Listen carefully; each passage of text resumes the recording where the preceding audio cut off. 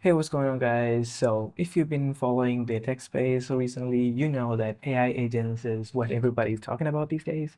Everybody wants to learn AI agents, everybody wants to integrate AI agents into their software. So, even I've been trying to learn about AI agents. So, in this video, we're gonna take a look at what AI agent is, how you can implement it, what happens under the hood of an AI agent, and other things. So, let's get into the video. So this will be the document that I'll be referencing. It's a document by OpenAI. It was released like a week ago. It's like 33 pages, and it's a practical guide on how OpenAI envisions you should be building AI agents. So I've made notes from this document. So I'll link this document in the description. You can check it out for yourself. So let's go.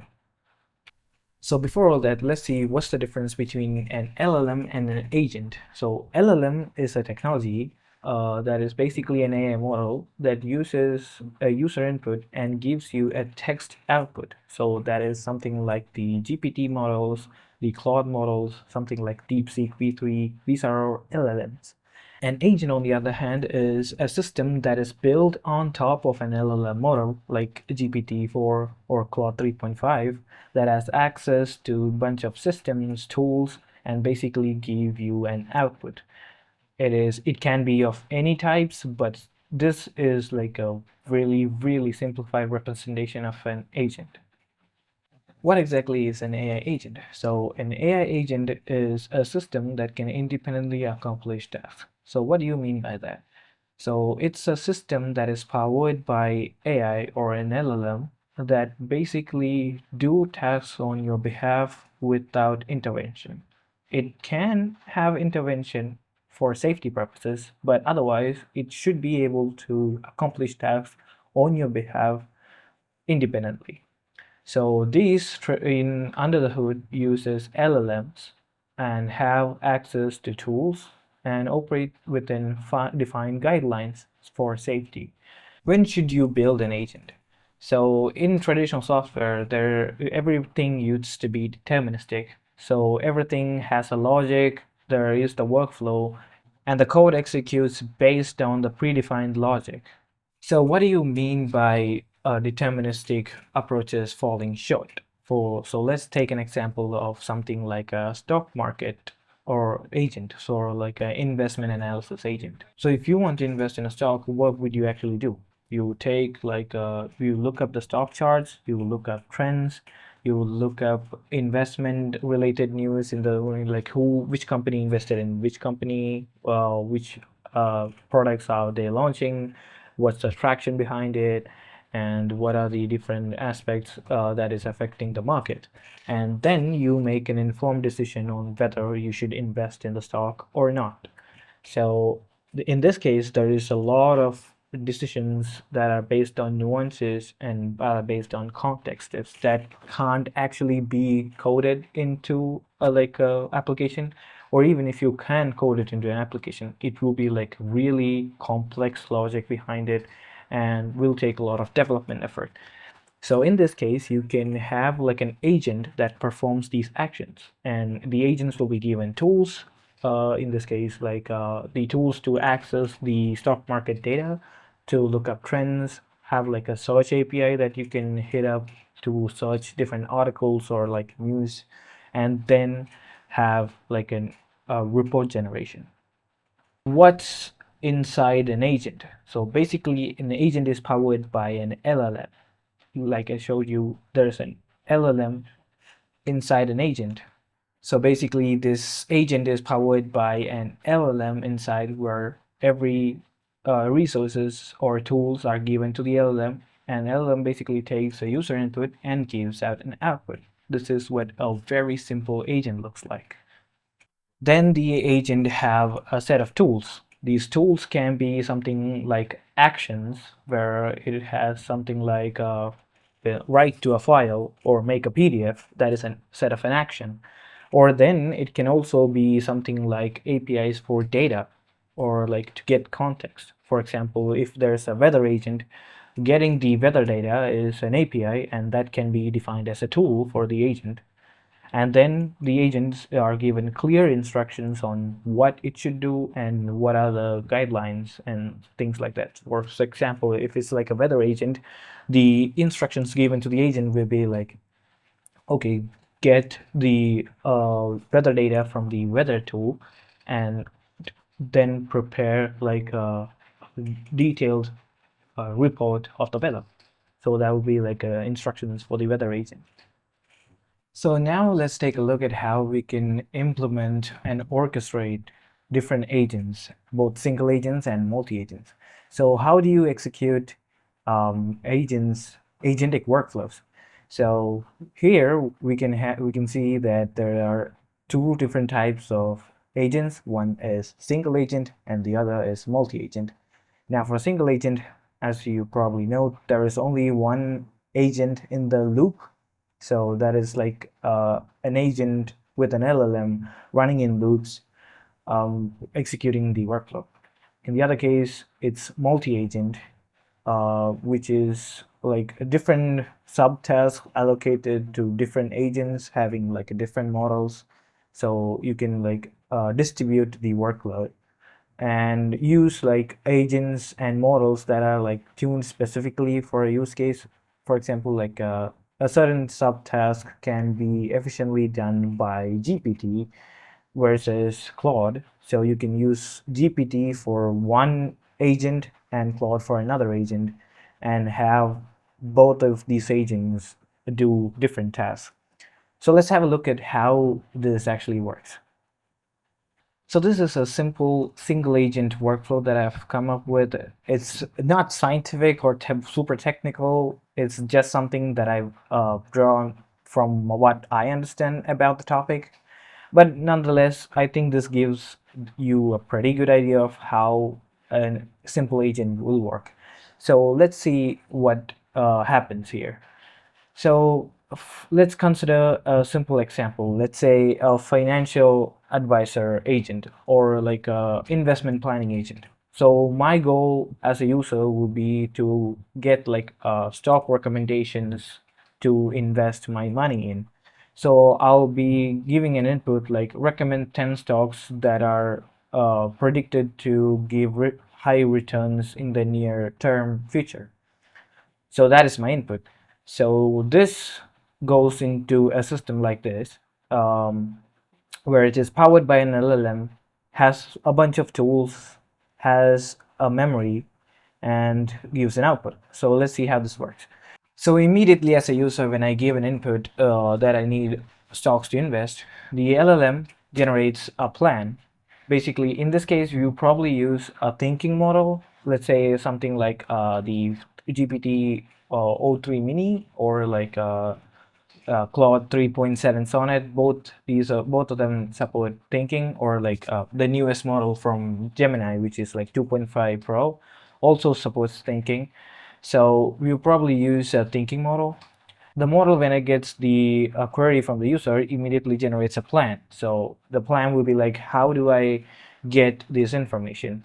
And in the prompt, basically the LLM will be given like what are the tools that you're provided with, and what are your capabilities. So in the prompt, you'll be described that, oh, you got access to the financial data API. You have also a web search API. You are also capable of writing files. So using this context, the LLM will prepare a plan, and the plan will be like a step-by-step breakdown. So in this case, the breakdown will be like, okay, I need to use the financial data API to get the financial data. And then for each of the financial data points that I've got, I probably need to search the web for relevant articles that might indicate whether a stock is good to invest or not. And finally, I can prepare a document and write it into a PDF. So we have broken it down into like 3 steps. So the LLM uses these steps to then proceed to the tool call. So the first step will be like, yes, I need a tool call and the tool selection code. This code typically will be implemented inside like an SDK, for example, like LangChain or the OpenAI Agents SDK. Even Google has their generative AI SDK. So the tool selection basically chooses the tools as instructed by the LLM, and the tool gives an output. For in this case, it will probably get like historical data of the particular stocks, and then goes into the goes back into the code. Is the workflow finished? No, you have two more steps. Goes back into the LLM. The LLM looks at the financial data, and since it got the financial data, it can proceed with the next step. If there is some kind of error, or if the data is not what it expected, it will probably update the plan to break the steps down to even more steps, or update like a step in between. It is capable of that. In this case, you don't need it. You already get the historical data, and then the LLM uses all the stocks listed in the data to basically search for, if search in the web, if the stock is good to invest. It it goes for a tool call. The tool selection goes to web search, gets some relevant articles, goes back. Is it finished? No. You need to generate the document, goes back to the LLM. Now the LLM has both the historical financial data as well as articles. So the LLM uses these two contexts to basically create a document. And yes, it goes back to the tool selection. Yes, now I need to write into a file, calls the file tool, writes into a file. Is it finished? Okay, now our three steps are finished. So it's done, gives the output, provides the user with the file. Now, in all these steps, the processes will update the memory. So in this case, it will be like a simple chat history kind of memory where the chats from the LLM as well as tool calls will be like stored in some kind of temporary array or something. But also in case of like very complex workflows, you can have more sophisticated memory. In case of some SDKs also provide memory functionality. For example, LangChain has their like state management, and you can also use like databases or like vector DBs, vector embeddings for memory purposes as well. No problem on that. So this is like a very simplified workflow of a single agent. Now let's look at multi-agents. So multi-agent, you can have like two approaches. One would be the orchestrator or manager approach, where you will have like a central agent that manages some kind of like a group of sub agents. Also, you can have like a handoff workflow where each agent gives off the output from to the another agent. So in this case, let's look at orchestrator agent or manager agent, where the user gives an input. Let's say the user is planning a trip to Tokyo or like Japan, and the orchestrator agent now first gets the input. Okay, I need to go to Tokyo in like the next week, or like next month of next week of the next month. So basically using that dates, it goes to the destination recommendation agent. The agent does a bunch of tool calls, uses web search APIs and get the popular destinations from Japan, and gives back to the orchestrator agent. Now the orchestrator agent already has a plan what to do. So the plan will be like, let's get some recommendations, check the weather, we need to get flight tickets, hotel bookings. So now that you have the recommendations for the recommended places, it has to check if the weather is good to go. It hands off the control to weather agent. The weather agent will like use some tools like weather search, weather tool, or some web search, gets back the weather, reports to the orchestrator agent. Now the orchestrator agent has both of the information. Similarly, goes to the flight ticket agent, gets the flight data, goes to the hotel booking agent, get the hotel booking data, and finally prepare like a document and gives it back to the user. So the orchestrator agent initially from plan, it can execute each of the agent in any different order. It doesn't have to be the order that I specified in this example. It can be of any order, doesn't matter. Yeah. Now let's look at the hand of a decentralized workflow. So in this workflow, let's again take the example of like investment planning. So the input would be like, I need a recommendation of stocks to invest. So the stock market analysis agent goes to the stock market APIs, get the historical data, gets the a list of like best companies that are performing well, and basically goes hands over the list to like an investment news agent, which then searches for like relevant news articles of these stocks and these companies, gets that information, gives it to forecasting agent, which essentially gives like a prediction whether you should be bullish or bearish, should whether I should invest or not, and then like makes a report from that document, well formatted report from that document, and gives the output. So the each of the agent does the task, hands it over to the next agent, which does the task and that gives to the next agent, and finally gets an output. So this is like a hand of decentralized workflow. So now that you have like a pretty good understanding of how the agent works and how you can implement different types of agents, one important thing that you should keep in mind that every agent should have like a set of guardrails to make the agent safe.